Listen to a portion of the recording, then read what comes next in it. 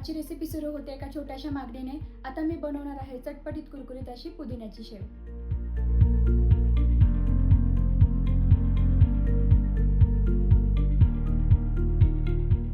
6 हिरव्या मिरच्या, एक पूर्ण लसणाची गड्डी, मूठभर पुदिना, मूठभर कोथिंबीर, आमचूर पावडर.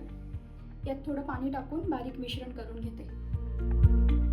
आता ही तयार केलेली पुदिन्याची पेस्ट हिला मी गाळणीच्या सहाय्याने गाळून घेणार आहे.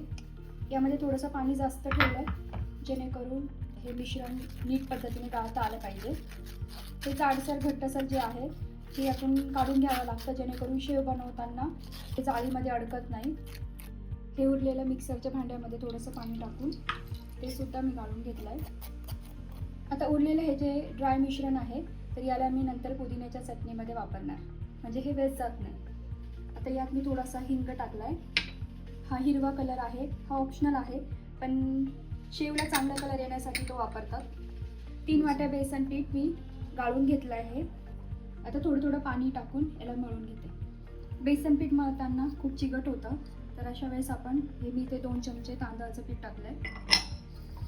तांदळाच्या पिठाने मळणं पण सोपं जातं आणि शेव अजून कुरकुरीत व्हायला पण मदत होते.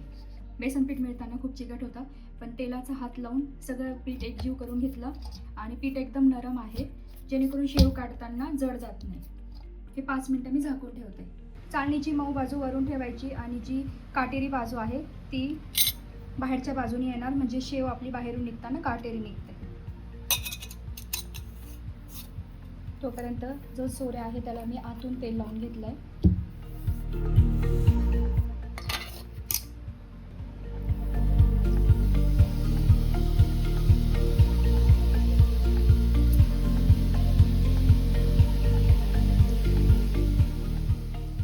सुद्धा आपला 1 मिनिटानंतर असा परतून घेतला आहे.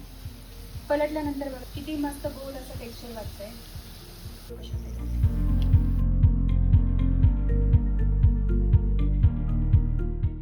मस्त असा शेप आलाय.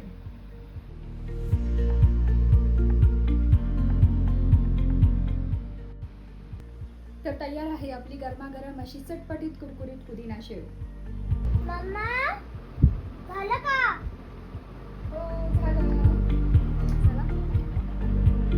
हा आहे आपला चाट मसाला, यावरती आपण टाकायचा.